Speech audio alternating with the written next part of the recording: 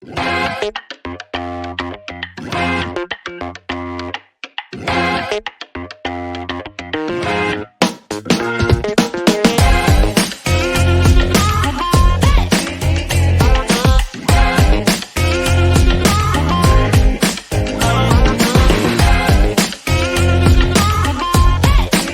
Hello, everybody. Welcome to Roll Pod, an Alabama sports podcast from Bama 247. I'm Cody Goodwin, staff writer at Bama 247. Got a fun show for you guys on today's show. It's Tennessee, Alabama week, the third Saturday in October. Crimson Tide play the Volunteers this Saturday, October 19th at Neyland Stadium in Knoxville. And it's a pretty big one this season. Both teams entered the season with playoff aspirations and national championship hopes. Both teams entered this particular matchup 5-1 overall, 2-1 in SEC play. Both teams took roughly the same path to get here as well. Dominant showing in the non-conference, then some wars through the first three SEC games. Alabama, of course, took down Georgia, lost to Vanderbilt, then outlasted South Carolina last week. Tennessee went to Oklahoma, roughed up the Sooners, then lost to Arkansas and Fayetteville, then outlasted Florida in overtime last weekend. The game this weekend, kick off at 2:30 Central, 3:30 Eastern, will have both SEC and college football playoff implications. Alabama looking for its first marquee road win of the season, although let's kind of see. We'll keep tabs on that Wisconsin team. They seem to be figuring some things out, and that win might look a little bit better by the time the season is over. Tennessee, though, looking to add a big win to its playoff resume and really only has a handful of opportunities left when you look ahead at their schedule. There's a lot at stake here. Preview this matchup, I tapped into the 247 Sports Network and brought on Wes Rucker, senior writer for GoVols 247, our Tennessee website. Wes, Patrick Brown, Ben McKee, and the rest of the GoVols crew does an excellent job covering Tennessee for 24/7 Sports, and he was very gracious with his time on today's show. We talked about Tennessee offense, star quarterback Nico Iamaleava, as well as the very impressive Volunteer defense, star edge defender James Pierce Jr., plus some other matchups and players that we're going to be paying attention to on Saturday in Knoxville. It was a really fun conversation about what we're both expecting to be a very, very fun game on Saturday. I think you guys are going to enjoy the conversation. Let's go to Wes now. As promised, Wes Rucker from GoVols 247. Wes, welcome to Roll Pod. How's the college football season treating you, man? The Vols are also 6 games into their 12-game regular season. What's this season been like for you so far? Well, yeah, man. It's good to be here. It's been pretty okay, I guess would be the right word. It's not been bad. You know, there's been bad college football seasons here in somewhat recent history, obviously, but no, they've been okay. A little bit flatter, I think, in some ways, maybe than they thought they would be, but not bad overall. Fine. You know, you're 5-1 right now. That's not the end of the world. Tennessee kind of expected to be, I think, 6-0 by now, if I'm being honest. But you know, you go to Fayetteville and you lay an egg like that. That's what's going to happen, and you're going to lose. Tennessee almost always seems to lose in Fayetteville, no matter what sport it is. It's weird. Tennessee goes there and just never ever does well ever in any sport. But other than that, I mean, they're okay.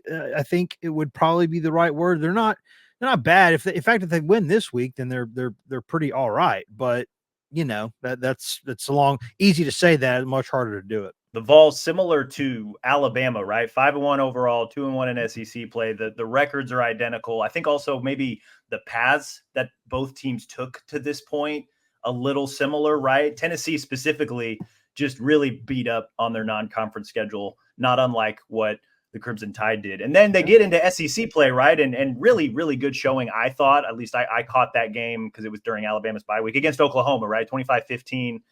I think that was maybe the defense's coming out party a little bit, at least from our perspective here in Tuscaloosa. Then you mentioned the egg in Fayetteville, and then they really, you know, that was kind of a fun game last week. Maybe not for Tennessee specifically, having to take Florida to overtime and beat them there, but really entertaining college football game to watch. I like to start these shows, Wes, with just kind of a vibe check overall. That was more or less their path to 5-1. What is the vibe in Knoxville right now? How is the team feeling coming into this one? I would say the team probably feels all right. I think I would say the fan base has a little apprehension probably. I think the team feels okay. Obviously, there's the loss of Keenan Peely is a tough one, but you know that's more both from a leadership standpoint and from he's a really good inside linebacker. But I think they're okay. They wanted to play better last week. They really wanted to play better 2 weeks ago, but I think they feel okay. They feel like if things they don't feel like they're that far away from being where they want to be. It's just they got to do those things, and that's not a given. So, and I would say with the fan base, there's some apprehension. But here's the funny thing about this entire weekend to me.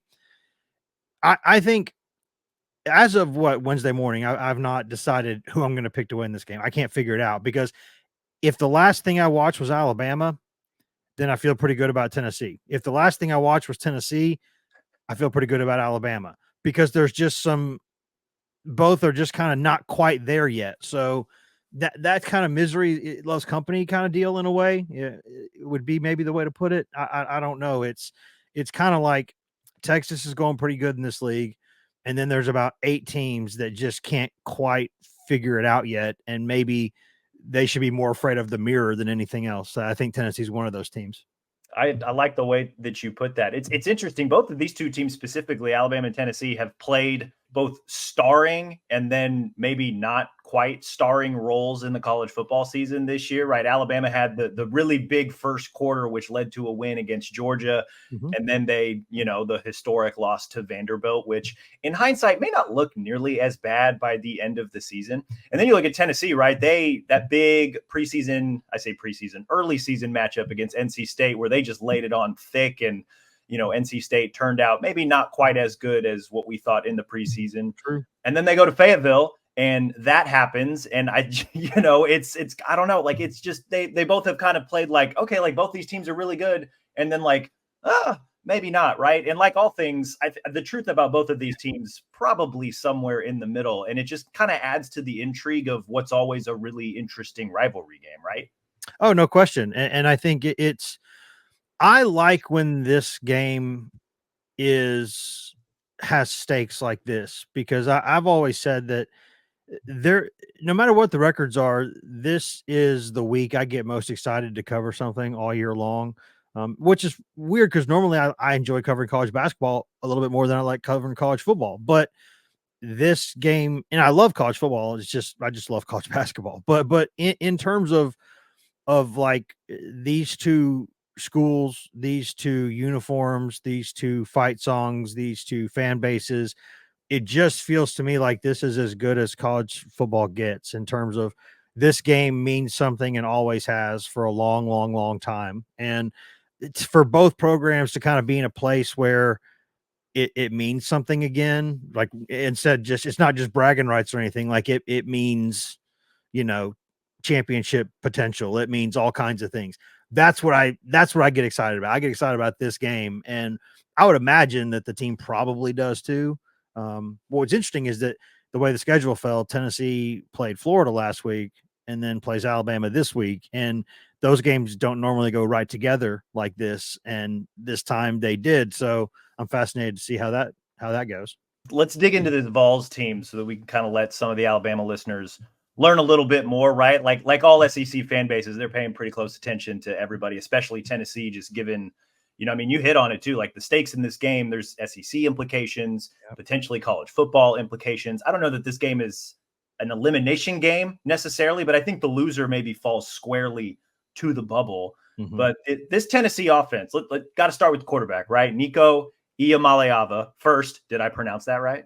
You got that just about spot on. So yeah, that was a good job. We've been practicing. If that was the first guess, that was way better than most people's first guesses. We've been practicing for most of the season to make sure that we got it correctly. So that's, I came into the year a pretty big Nico fan. When we ranked, Alabama's opposing quarterbacks, I think I put him third.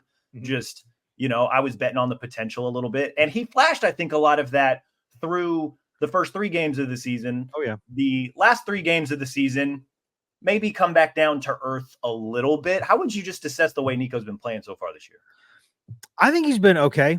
I think part of the problem, it affects Nico in the end, but it's not directly his responsibility. I think he's not been protected great at times. And if you are a young quarterback, especially, and you feel like your tackle positions are occasionally a turnstile, that is going to put your head in a washing machine. It's going to put it in a blender. And I think there are times he's been a little bit too sped up because of some of those yips looking left and right. Because to be quite honest, Tennessee just at the tackle positions hasn't been as good as I thought it was going to be. They've got, Lance Hurd, they brought in from LSU in the offseason, and I think he's a phenomenal talent. I still do. But he has been banged up really all like he had something. It was a knee or an ankle this summer. Then in camp, he was banged up. He just hasn't really been able to get himself in great shape yet. And Tennessee has still needed to play him because he was still probably the best option. But it's he's not played well. He really hasn't. He needs to get in better shape. He needs to play a little bit better, a little tougher. And then John Campbell at right tackle is a good player, a solid player, but he's been pretty banged up. He's going to be banged up all season. It's just trying to play through it. And so at times the pressure from the edges has been too much. And when you're a young quarterback, that gets you kind of thinking about a lot of things, too many things. And so early in the season, I thought maybe Nico was he needed to speed up a little bit going through his progressions, but now he's getting a little bit too sped up. And you still see, I would say, more often than not, you see him throw the ball and you're like, ooh, like it's nice. Like his ball placement is elite. But right now, he's still got that occasional misfire in there because something's just not just exactly what it needs to be. And then last week also there were some injuries at wide receiver. Brew McCoy's playing with like a big glove or cast thing on his hand. Dante Thornton played like 4 snaps last week. One of them was a huge catch in overtime, but he's been dealing with a knee, and Squirrel White's been banged up too. So that they're just not quite hitting on those big plays yet, because that's the staple of that Heupel offense. You run, and you get the defense to bite once, and then they get those deep shots because they get so many walk-in touchdowns when the offense is right. But they were about anywhere from like 6 inches to a couple feet away from like 200 more passing yards last week. They just didn't hit those deep shots. They were right there, and they just didn't connect. And if they get those going, they're going to look like the offense again. But if they don't, then they're just going to be kind of frustrating like they have been. Nico has thrown for 1,200 yards, 7 touchdowns, 3 picks so far this season. And he's going to come up against an Alabama defense that at least recently has been pretty susceptible to coverage bust. I can't figure that out. Alabama giving up coverage bust touchdowns? Yeah, I can't. It's an odd look. I can't. It's weird to look at. You're like, what's happening? What's happening? Right. It's almost like they're going through a transition or something. Right? Like it's almost like there's somebody new back there coaching the defense. It's crazy. It's been weird because like that there's going to be hiccups, right? And especially the defense after you run Nick Saban's pattern match for so long, and now you've got vision-based coverage and the swarm defense with Kane Womack now at that position. There's going to be hiccups, right? Like there's going to be some learning curves, but you're 6 games into the season and you didn't see these things the first 3 games that you're now seeing the last 3 games, right? The third down struggles, the undisciplined, sloppy play with the penalties, and then obviously the coverage bust, right? They've given up a coverage bust touchdown each the last 3 weeks. Okay, Georgia will get you. The Vanderbilt one, shout out to Jerry Kill, I suppose. The one last week was just kind of weird, like just guys, senior veteran guys just really not doing their jobs. And so, I'm curious to see, 1, what version of Nico does Tennessee's offense get? And 2, just how does Alabama's defense respond to that? Because, in addition to the coverage bust stuff, just the way that Alabama's defense has struggled this year, I made this point after the South Carolina game. Lenora Sellers, career highs in completion percentage and passing yards, and he only had 2 passing touchdowns going into last week's game, and then he threw for 2 against Alabama's defense. So I think there's going to be opportunity there for Tennessee's offense, which is the transition to Tennessee's offense. 50-plus points the first 3 games. Haven't scored more than 25 each of the last 3. Is that just like SEC play, or what do you attribute the offensive slump in air quotes to, the last 3 games for Tennessee? I think there's a few things that go into it. One is, I'm not going to say that defenses have figured out this Heupel offense, because Tennessee has still missed opportunities to make big plays, but defenses have figured out a better solution to some of the things Tennessee does. I think this is an offense that once you played it a bunch of times, you like anything else, you have a much better chance of figuring it out. And since Heupel's been at Tennessee, really Georgia has been the only team that has done what it does consistently, and that's been good enough to kind of bloody Tennessee in the nose a little bit. Anyone else that's had success against Tennessee's offense since Heupel's been here, it's been because they've done something different. They do something that they don't do the rest of the season. They put in it's either a 3-3-5 or a 3-2-6, and they got more guys standing up. Because the key to Tennessee's entire offense, if you want to stop it, it's really kind of it's simple to say, it's harder to do. You have to stop the run with the light box. That's what you have to do. You have to present a light box and still stop the run, because if you don't, they're going to get 5 to 7 yards of carry all game long. And then you're eventually going to say, I can't take this anymore. I'm going to put more guys in the box. And then they throw it right over your head for a touchdown. And they get you picked and they get you all kinds of stuff. And that you can't get lined up and you get confused. But the way they do it now, they kind of use that. A lot of teams have used a 3-2-6. Others have used kind of a 3-3-5.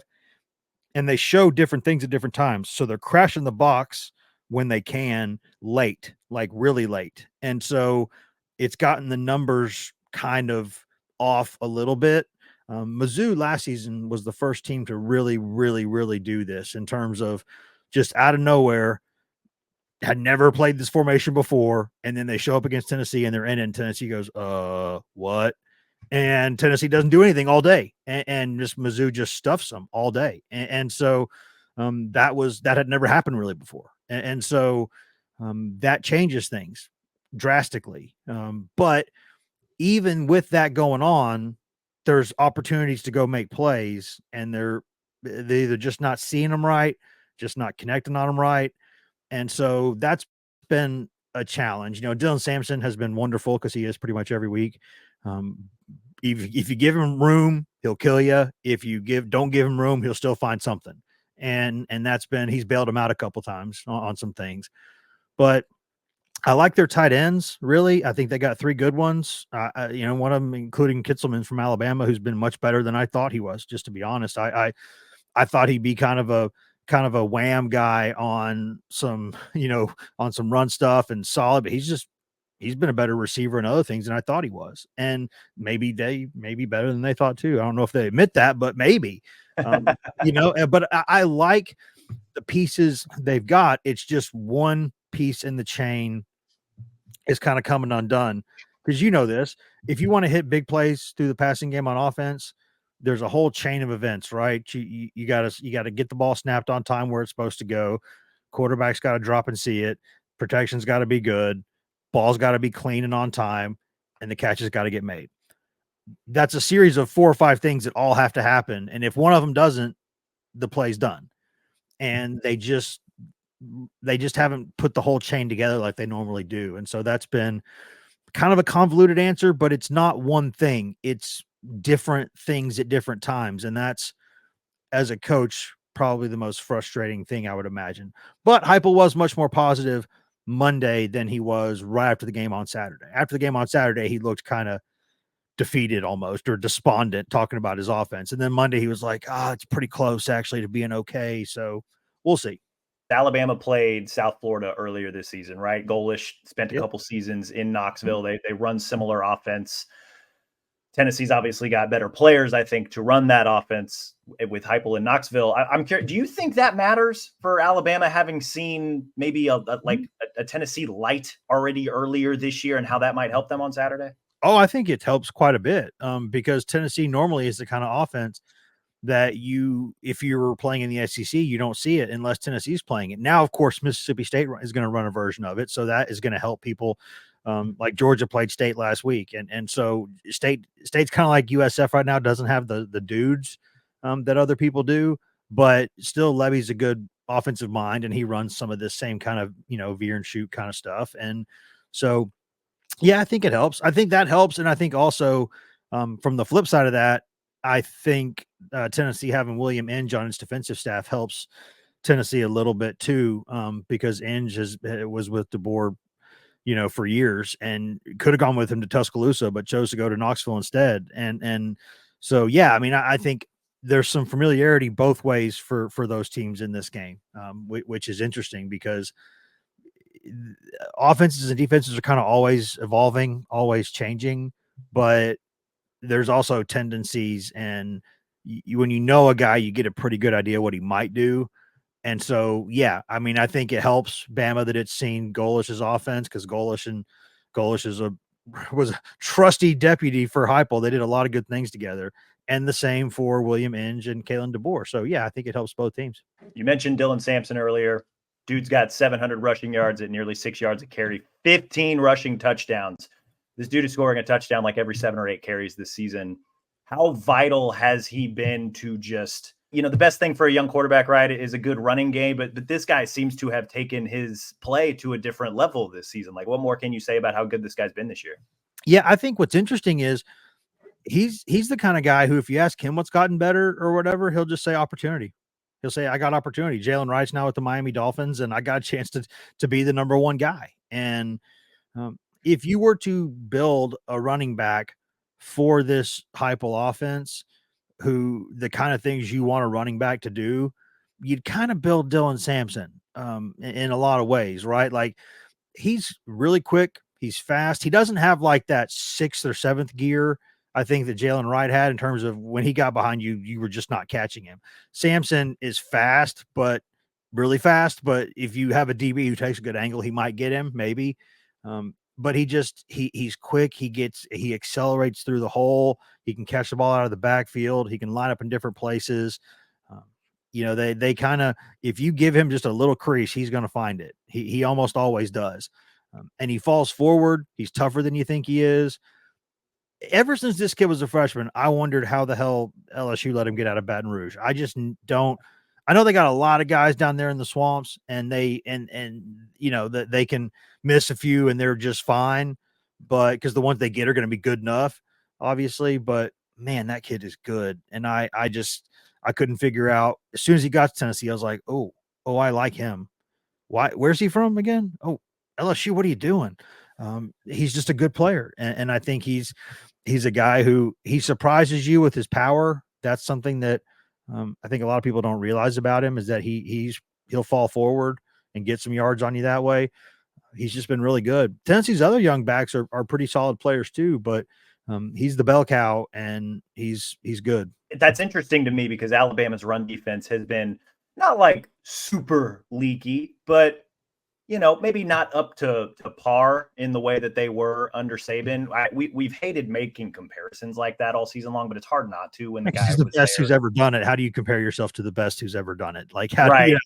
We've tried to be fair to DeBoer, but like run defense, a little leaky, right? We saw Wisconsin find success. We didn't get to see Georgia run the ball a lot just because game script stuff, but then Vanderbilt ran the ball pretty well. That led to a wicked time of possession advantage. We saw South Carolina run the ball fairly well last week. While I'm curious to see how Nico does against Alabama's pass defense, I do know that that's kind of, the Dylan Sampson of the thing is out there, which kind of worries me a little bit. Like, if you're Alabama's defense, right? Because Nico may not have to have an A game for Tennessee to win this game because of how good Dylan Sampson is. Yeah, I mean, if he continues to produce at the rate he has been, because even last week, Florida just wasn't giving him much room. He hadn't been able to get going, and then in the second half, he just kind of got going. Like, he still found a way to bust loose, and he made some yards that just were not there to be made, but he made them. And then that opened up a couple things, and then boom, all of a sudden they leave just a little bit of space off the right side, and there he goes for a 25-yard touchdown. And some of those late touchdown drives there, just the way that he drives the ball forward is impressive. Like, there was a drive against Oklahoma, right? Oklahoma, they were playing without either first team offensive tackle. Oklahoma, they were backup tackles at both spots on offense. And for part of the day, Oklahoma's got a pretty solid defense. Against Texas, it just kept turning the ball over and putting it in bad spots. But, they basically, Tennessee got the ball around midfield after a turnover, and it was like an 8-play drive where every single play was a Sampson run, and it got like 46 yards and a touchdown. and it was just down your throat, boom, there you go, and just dragging guys and making plays. And so yeah, he can do that. He's not like in the Ron Dane category size wise, or Brandon Jacobs. He's not a huge guy, but he can play big when he needs to. While the offense maybe has tried to figure some stuff out the last few weeks, that Tennessee's defense has been very, very good. But I wanted to start with James Pierce Jr. He's kind of the guy, right? One of the top NFL prospects. Not a lot in the way of sacks this season when you kind of look at box score stats. I think only 2, but 22 pressures, I think, according to Pro Football Focus. He's still been fairly disruptive. How would you kind of assess the way he's been playing this season? Has he been kind of that impact guy that maybe the draft nicks thought he might be? Oh yeah, he has. In terms of like in 2 of the first 3 games, he played a total of like 24 snaps or something. Like Tennessee was just kind of keeping that Ferrari in the garage a little bit, like, because that's the thing about Tennessee's defensive line. They've got 12 to 14 guys they can play, and they're all pretty good. Like, this is the deepest defensive line I've seen Tennessee have, period. Just in terms of since I've been on the beat, they roll guys in there, and maybe only 2 or 3 of them are first round caliber players in either this draft or in the future, but a lot of them are going to play in the league. Like 8, 9, 10 of them could play in the league for a while. They're good. They're good players. But still, Pierce is the guy who gets the extra attention. Pierce is the guy who gets doubled. I've even seen some people throw 3 bodies at him. And he plays. Tennessee moves him around too. He's not just off the edge. Tennessee almost plays him kind of as a blitzing Mike linebacker at times. Tennessee puts him on either side. Tennessee moves him around. Tennessee drops him in coverage as a decoy. So then you got a couple guys like on the offensive line or a back, like, hey, we're supposed to block him. Why is he dropping back? And you can say it kind of throws people off at times. And so, but yeah, when his first step is it's disgusting how quick and twitchy he is, and the power that he plays with. His speed to power move is very, very good. He basically, there's so many plays this season where he has just completely blown it up. Now, he didn't get anything but a pressure for it, but like, Tyree West or Omari Thomas or somebody else or Boo Carter or Peely or somebody else would come in and clean it up. But the whole play is broken because Pierce has taken one side of the line of scrimmage and just wrecked it. And so, yeah, he's doing that. And last week, there were a couple of big plays that he made. One of them, he only got a half sack for each of them, I think, but he blew up the play. And so he's still playing, even if his numbers aren't quite what people thought they would be in terms of the classic numbers. The pressure numbers and the win rate numbers are there. He's a monster. He's very, very good. And he's absolutely going to go off the board, in the first round this season, unless something pops up. He is very, very good. The Tennessee defense overall, I think, the couple of times that I've seen them this season, they play really fast. They hit really hard after that Oklahoma game, because the SEC institutes injury reports now, or availability reports, I suppose, injury reports. It was after that Tennessee-Oklahoma game that you look at Oklahoma's injury report, and they had like 15 or 20 guys all listed on the injury report. A couple of them still haven't come back. I mean, they just got knocked. They got knocked into the next month, basically. I mean, it was, yeah, it's what's interesting is I don't think it is quite a completely dominant defense yet. Now, people might get mad at me for saying that. I still think at safety, maybe in particular, I think there's a couple places where they're fine. They're not bad. They're just not like across the board dominant. Now, that defensive line is dominant. It is dominant by any definition. It might be the best defensive line in college football. It's very, very good. And that's where the line of scrimmage is consistently getting reset most of the time. But in linebacker, they've been good too. I mean, even without Peely, they've still got some dudes there, Arion Carter, T. Lander, Edwin Spillman, if he can come back and be healthy, Perry Smith, like they've got some guys there. They're good there too. And at corner, they're very good. Corner, Tennessee's better at corner than it has been in a while too. Jermod McCoy is fantastic. Ricky Gibson III is very good. Those guys are good. But at safety, I think that's the one area where athletically they're still not quite elite. They're solid. Those guys usually know where to be, except for that Florida 3rd and 18 touchdown last week where the safeties got split and the linebacker came up too far. Other than that, they're okay, but I had a pick 6 against NC State. That they're not bad there, but I still think if I'm Alabama and I can get the field spread out and I can get some one-on-ones or get some of those safeties in space, I'd feel pretty good about making some plays if I protected Milrow. So yeah, but they're a very good defense. They are absolutely ridiculous in the red zone. I think they're top 5 nationally in both percentage scoring and touchdown percentage scoring in the red zone. Nearly 40% of their red zone possessions on defense, the offense has not scored. So that's just a stupid number. And I maybe part of that is good fortune if you want to call it that, but they're also just making plays. Like they're raking the ball out, they're getting tip passes for turnovers, they're knocking you backward into a long field goal attempt. They are very, very good when the defense kind of gets compressed. When they can really load up the line of scrimmage, they can make it hard on you. And Tim Banks has done a really good job. He'll be a head coach sooner than later because of that. He's a good defensive coordinator, and they know what they're doing over there. So they are very, very good. Still maybe some spots where if I have, I got Milrow and Williams and some of those guys, I'm like, I can find some holes here, but not as many as there used to be. But there are still maybe some holes. Number 2 nationally in total defense, top 5, I believe, in run defense as well. You mentioned it. It kind of starts with the defensive line, specifically, maybe just kind of the front 7 or the box defenders as a whole.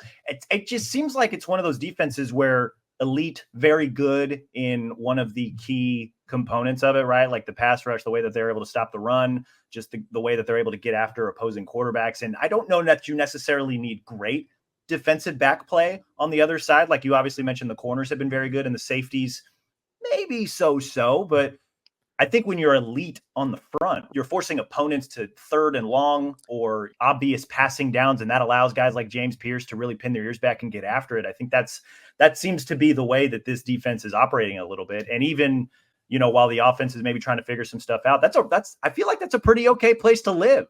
Yeah, it is. They can manage games that way because I'll tell you, it's been this way for a couple of years, but especially right now, anytime that you just hand the football off and want to run between the tackles, Tennessee would say thank you and tip their cap to you and say, please do that every single snap.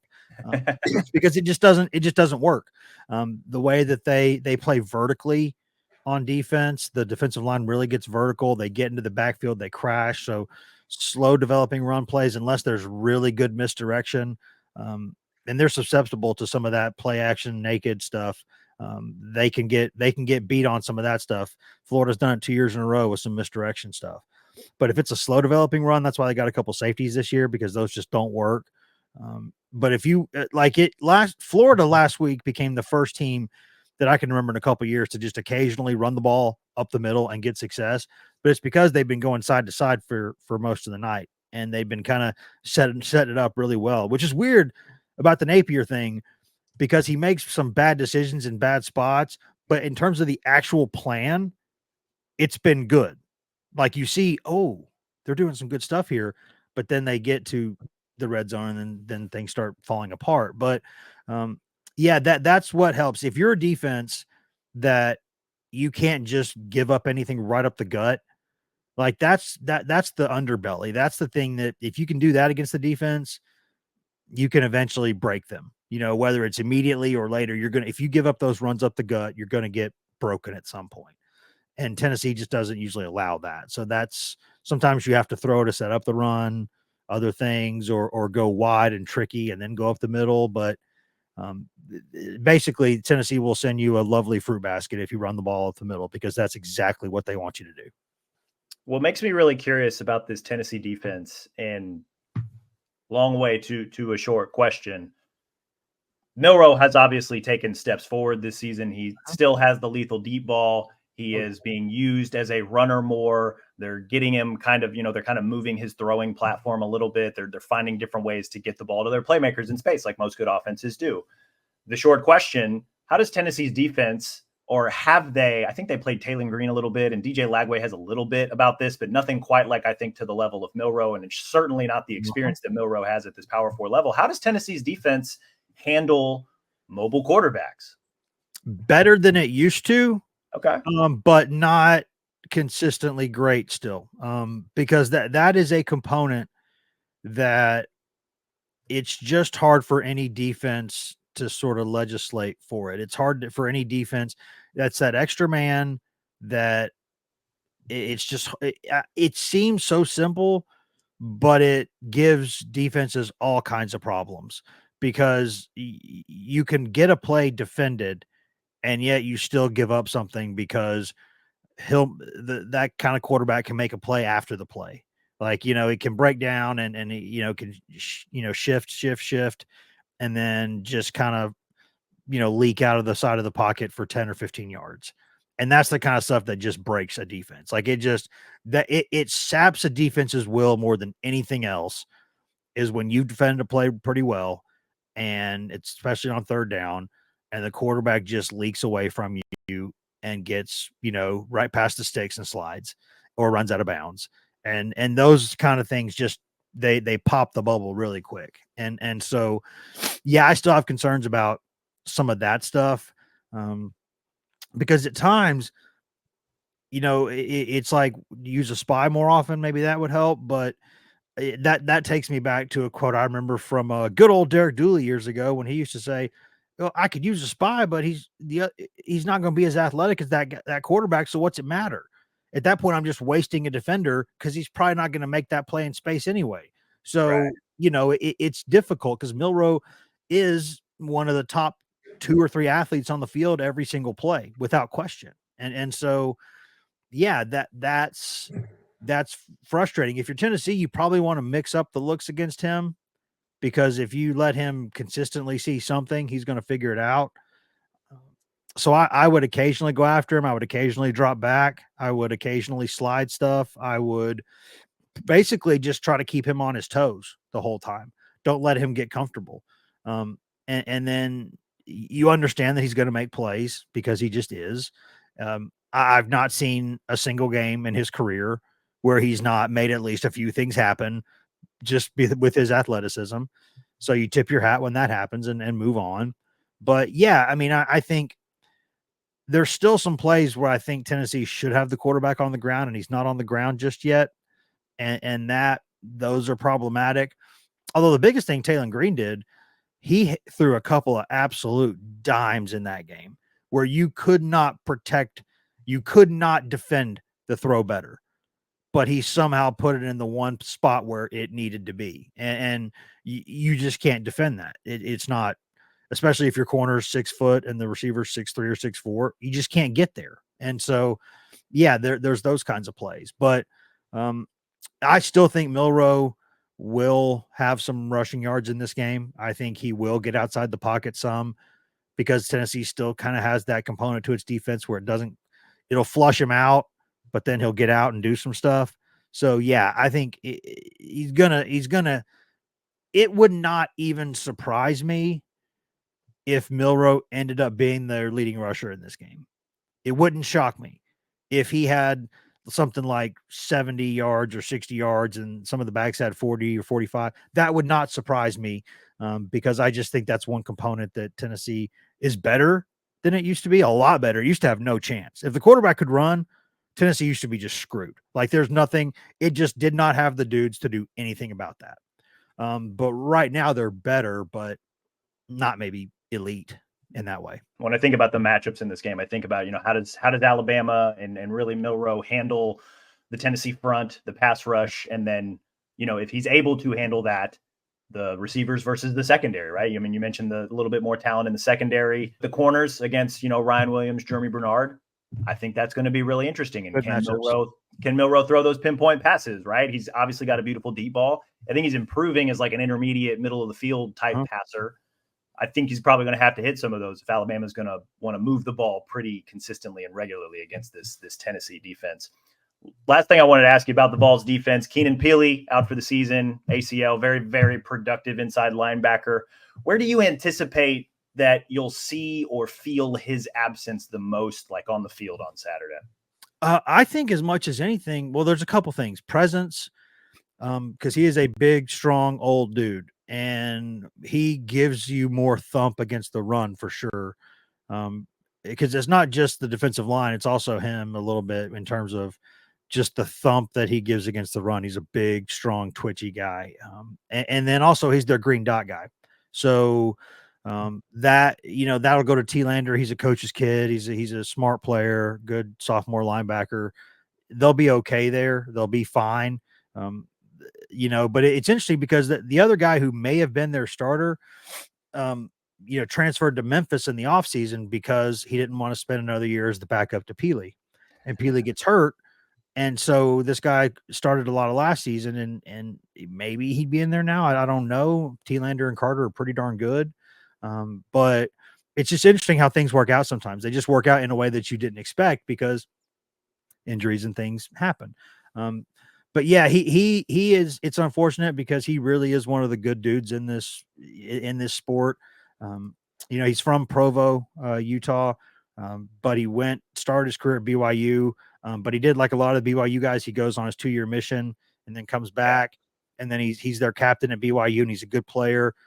But he kind of wants to get some of that SEC experience, wants to get in on that action before his career's done. So he transfers to Tennessee last year thinking he's going to be a 1-year guy, and then he goes pro, and he gets hurt. And then he's like, okay, well, I guess I'll come back for another year. And he comes back, he gets hurt again. And people in the program just love the guy. I mean, you're talking about, like, I say kids because they are kids to me, especially as I get older. But that's a man. Like, that's like 26-year-old, like, dude. That's a man. And he's married. He's just in a place in his life. He's just in a different place than most of the other guys. He just is. It's a different stage in development and in life.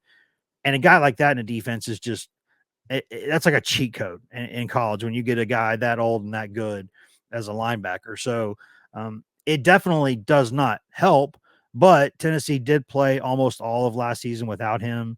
So it won't be – they're not totally cooked or anything.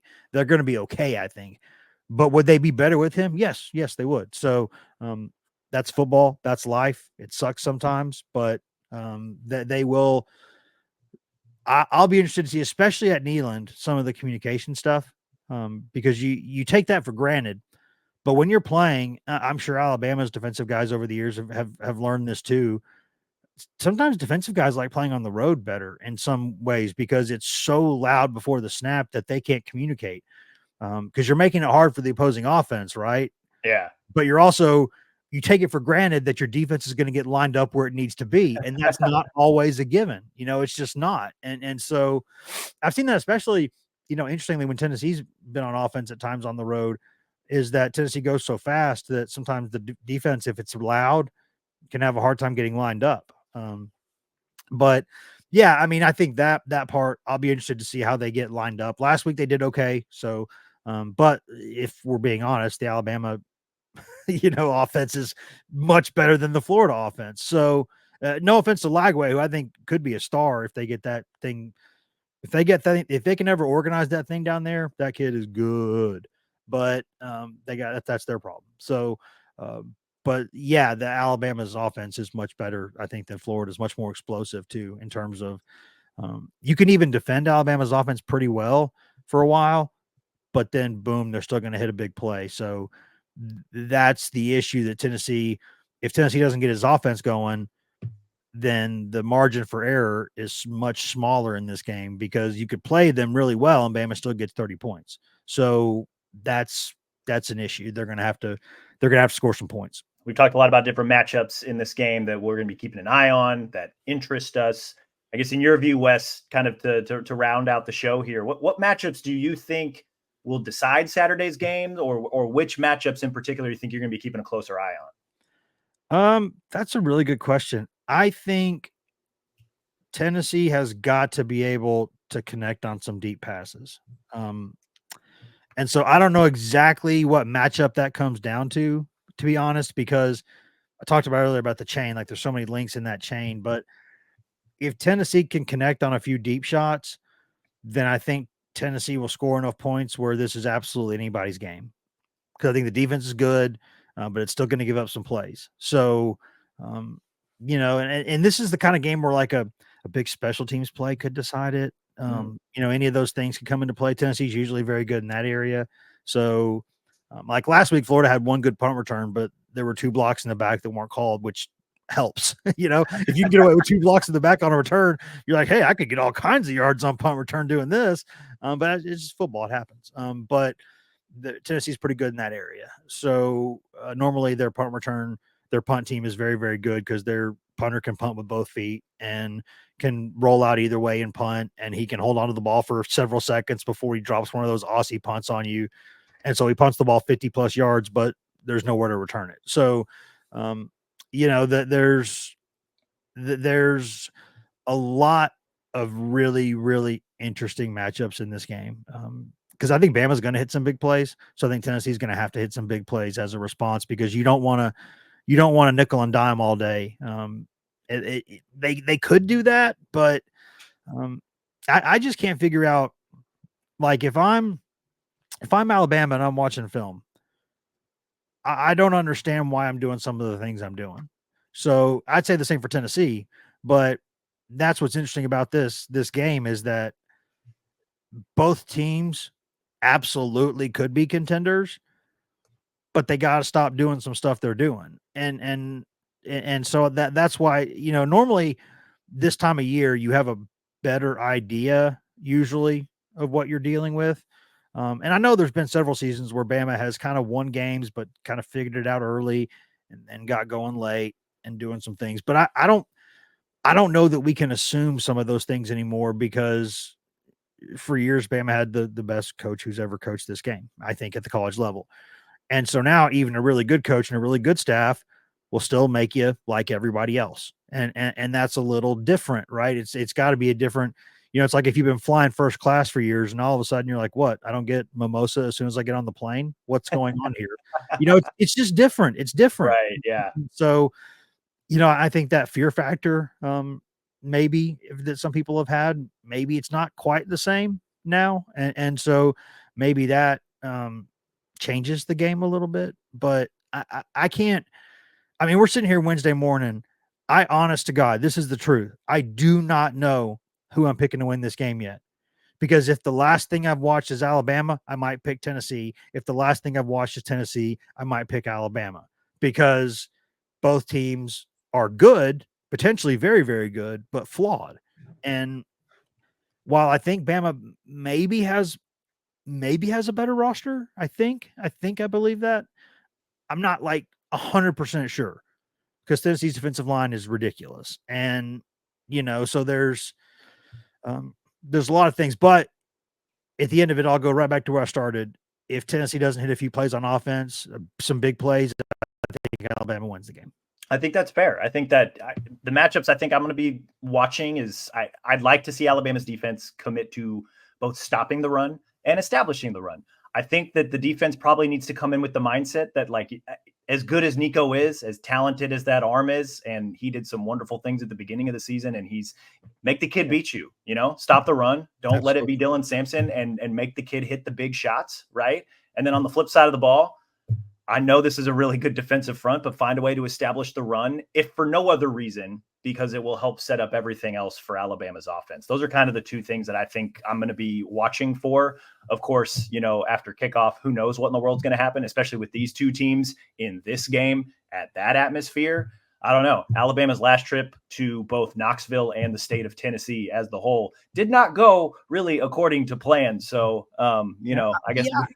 I think it's interesting in that those are really good points because I think if you're playing, if your game plan going into every single game is to make, if you're Tennessee's opponents and you're going to keep saying, you know what, I'm going to make Nico beat us. We're going to make Nico beat us.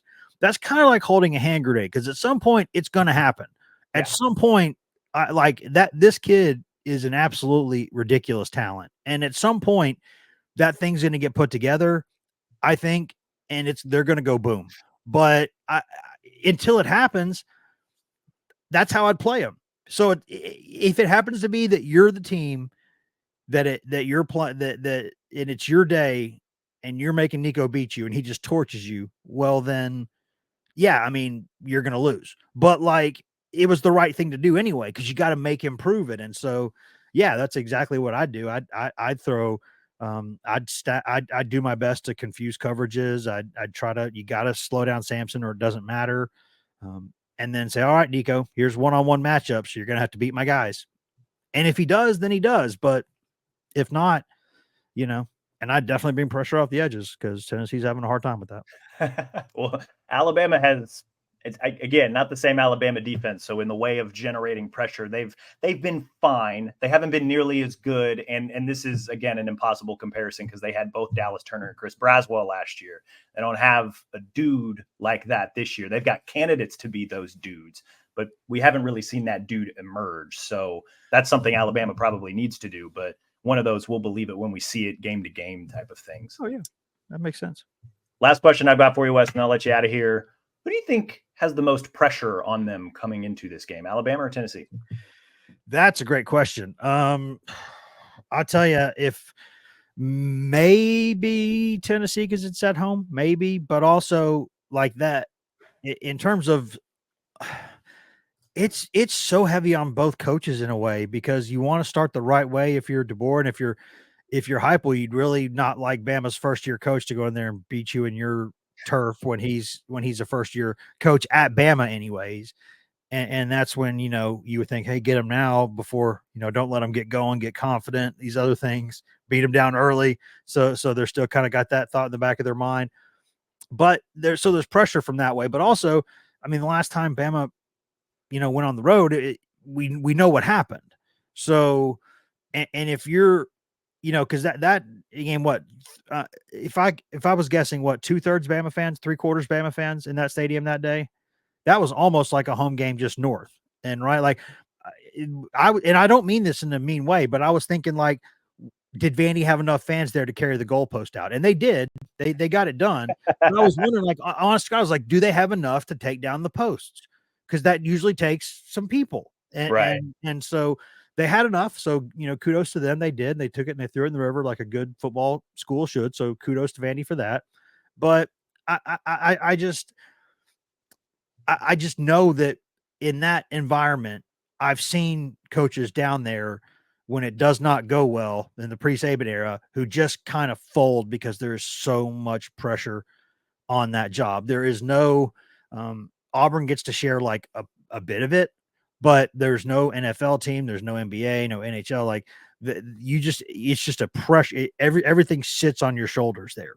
And so, yeah, you don't want DeBoer to start kind of slow and then have to deal with that because that makes you think, ugh, even this guy's been a winner his whole life, but he's never dealt with anything like this. So he doesn't want to be in that situation because he probably thinks he has an idea, but I would imagine after Vandy, he was like, oh, now I get it. Now I get it. And so that's what's interesting to me, but it's still his first year. So maybe I would say Heupel, more pressure on him, but it's close. I think I agree with you. Maybe slightly more pressure, like a 55-45 split on Tennessee. In addition to the reasons that you listed, you just look at both of these schedules as well. And I think we both think that these teams are capable of making the 12-team playoff. I don't want to make everything about the 12-team playoff, but you look at Tennessee's schedule, there's really not a lot of other opportunities for them to get big wins. And I think when you think about, the committee and what they've shown us in the previous few years, who you beat matters a lot. And you look at Tennessee's schedule, they've got Alabama this weekend, Georgia in a few weeks, and then, maybe that Vanderbilt game at the end of the season might be a nice win. We'll see. I mean, I can't figure. I mean, it's weird. Like at times I wonder, like, obviously Vandy's gotten better, but did the rest of the league just come down a little bit, or did they also come up a lot? Like I can't figure that one out, right? Because Kentucky's always going to have a couple of those games a year where you're like, what are you doing? So, but it's weird for Bama to have one of those games. So what I'm saying is maybe that does just mean Vandy's pretty good. So, and they still play a way that they have to control the clock. They have to do certain things. Like their pathway to winning is still a difficult one, but Yeah. it's achievable, at least you would say, obviously. So yeah, I don't know, but Tennessee, yeah, I mean, this is the good thing about having, this is the first time in a long time that I haven't looked at a Tennessee schedule and gone, oh, that's ridiculously hard. They kind of got a break that way this year, but that also means you get fewer chances to impress. So you need to get while the getting's good. And, right now they need to get some of those wins. Like if they beat either Bama or Georgia and they win the rest and they have 2 losses, I think they got a pretty decent argument to be in. But I mean, they got to beat either Bama or Georgia, and they got to win the rest of them. So that's just to be in the mix. So yeah, it's when you go down there and you fall, you do the sideshow Bob in a field of rakes at Arkansas, then you put yourself in a tougher spot, and that's where they are right now. So we shall see, because the rest of the league isn't kind of in the same spot except Texas. And what if Georgia beats Texas this weekend? Then it's just, chaos, basically. So it's fun, but it's going to make it harder for Sankey when he's there twisting the knife and making sure he gets as many teams as he can in the playoff. He needs this thing to get sorted out a little bit so he's not having to fight as hard on that. I'm here for the chaos. Number 7, Alabama. Number 11, Tennessee. 2:30 Central, 3:30 Eastern kick on ABC this Saturday at Neyland Stadium in Knoxville. Wes, appreciate you coming on Roll Pod to preview the game. No problem, man. Happy to do it anytime.